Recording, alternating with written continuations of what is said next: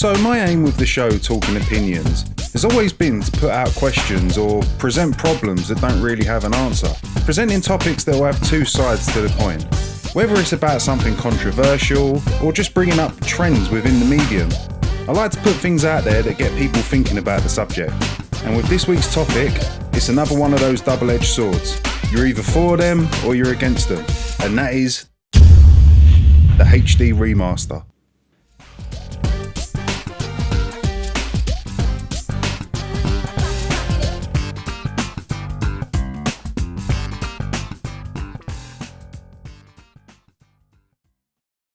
HD remaster is a word that you'll hear thrown around quite a lot these days, but I'm talking about them in a broader sense.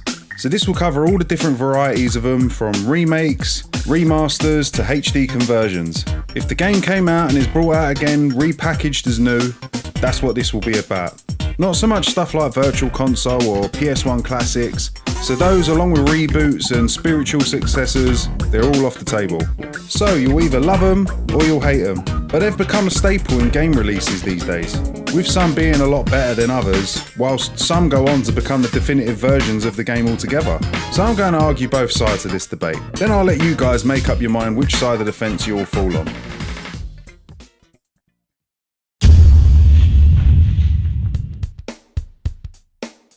So while nostalgia can be an amazing thing, we sometimes need to just leave things in the past to make way for the future. When a studio has to take time and resources away from what could be the next greatest title, just to work on an old game that you've already played look a little bit prettier, will only stifle creativity and stop developers from being able to spread their legs and try new things. I can also imagine that the repetitive nature of working on the same project over and over can have an effect on the talent behind them. Some of the re-releases that have come out don't even hold up to the original. Like, look at Silent Hill HD collection. They've pretty much butchered the games. The original code wasn't fully intact and they kind of had to work with the crumbs and try and put it all back together. And the final result was a pretty sad to see in action, especially if you're playing the Xbox 360 version. Unnecessary additions also alienated the fans with the new addition of the awful voiceovers they included. But whilst you got people moaning about how bad the HD remaster version was, they've got a much better option out there: emulation. Load up Silent Hill 2 on an emulator, whack the resolution up to whatever you like, and Bob's your uncle. And on top of that, it looks a million times better than this so-called HD remaster. To add to that, we're even getting remasters of games that ain't even been out that long. I mean, seriously, how many versions of Skyrim do we really need? Was the PS3 version of Dark Souls so bad that we need to buy it again for the PS4? And on top of all this, we even have publishers using them as ransom. For example, when Activision put out Call of Duty Infinite Warfare, they knew that people were starting to get tired of the game's yearly releases. And not to mention how they kind of took the game way over the top with all the space stuff and robots. So how do you get this game to sell? Well, you're packing a remastered version of the best-selling game in the series, don't you? But make people have to buy the copy of Infinite Warfare that it was bundled in with. Doesn't sound like too bad of a deal until you realise that you was essentially charged for buying 2 whole games just to play the remaster. Only to later down the line go on and release it as a standalone game, essentially conning people out of their money with disingenuous actions against the consumer. Just to change the point a little, let's look at the darling console of the moment, the Switch. Most of the games on this machine are re-releases of old games that have been out for years on the Wii U. Yeah, you get all the DLC and maybe a few extras thrown in, but they're essentially the exact same thing that's already come out. And in most cases, the people that wanted to play these games originally would have bought them on the Wii U, making these games nothing more than just a way to make the library of titles look bigger on the console. This is only happening because people keep taking anything that they're given, and it's getting worse as time moves forward. The cash grab mentality of developers and publishers just throwing out yesterday's dinner as if it's just been prepared is something that will just end up making us constantly spend money on stuff that we already had or chose not to buy in the first place.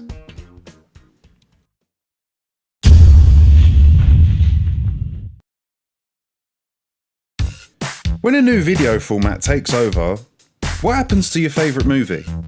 It gets put on the newer format with all the bells and whistles included. Nobody ever seems to care much when this happens. Nobody makes the case for the VHS version being superior to the DVD, or the DVD version being superior to the Blu-ray. Well, unless you're Star Wars, that is. But this seems to be the case when it comes to the same thing happening with video games. With a lot of developers, they try to push the hardware to the limit. We see this a lot with the current generation, with games not being able to hit their target frame rates or resolutions, meaning that they had to make some cutbacks on the experience. This doesn't mean that the game's any less good, but it means the vision of the developers has not been realised to its full potential. When a newer system comes out with a brand new install base, bringing out a game with the ability to actually spread its legs without compromise is a winner for everybody. The person with the old game doesn't lose out because they had the experience already, but now have an option to go back with all the nuts and bolts tightened. As well as that, you have the new players that may have adopted the system, being able to play the best of last generation, which they may not have been able to play previously, with it being readily available on new hardware. So re-releasing games on new hardware makes this possible, and it really does hold value to the consumer. For example, let's look at what happened at the start of this current console generation.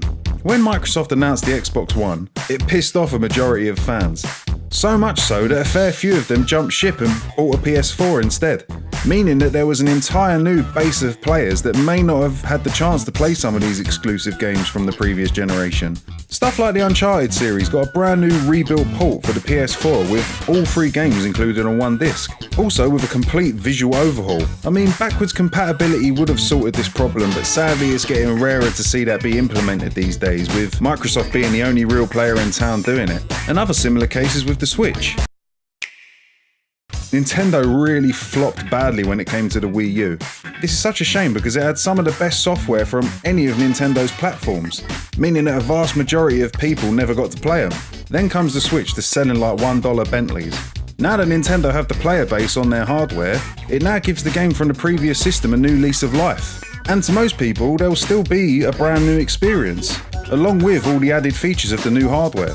And this is just talking about re-releases, and not even the HD conversions. For years, people were crying out for a new game in the Crash Bandicoot series after years of the character being mistreated. So what better way to revitalise him than with a completely rebuilt version of the first 3 games in the series? It topped the charts in the UK when it came out, and for a good reason. The recent Shadow of the Colossus remake also did the same thing and managed to creep to the top of the charts for a short time. So the argument that people don't want these games doesn't seem to hold much water when you look at some of the recent sales figures. So we should cherish the ability and will to even do this kind of thing. Because with the rise of games as service being such a big moneymaker, the likelihood of some of these games living past their console life cycle is very slim. Games that are held close to people's hearts can be recreated and re-released to not only die-hard fans, but a brand new audience that may not have even been around the first time around. Like Final Fantasy VII came out 21 years ago now. That's some people's entire lifetime. And now that they're remaking it, they too will be able to see what all the fuss is about, and why the game is held up in such a high regard by so many gamers. And who knows, they may be doing the same thing in another 20 or so years' time. So there you go, both sides of the argument for re-releasing games. I know I probably haven't covered everything here, but then again I'm trying to argue both sides and not show bias so that you guys can make up your minds and see what side you fall on. It's an interesting thing to think about because both sides have valid points that do hold water. But I like to get people thinking with my videos, so let me know in the comments below what you think about it. Or you can join the Discord server and tell me and the guys there what you think and carry on the conversation. If you like the video, please leave a like, subscribe to the channel if you like what's here, and I'll see you in the next video.